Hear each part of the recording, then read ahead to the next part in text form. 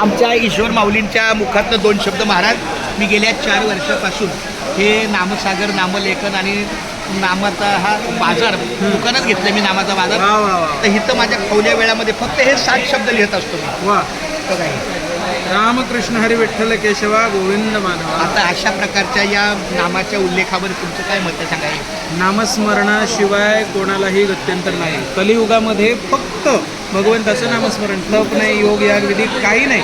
भक्तांचं, भगवंताच्या भक्तांचं आणि भगवंताचं नामस्मरण. आम्हाला देवही मिळाला, मुंबई ते पंढरपूर दिंडीत, आणि भगवंताचे भक्तही मिळाले.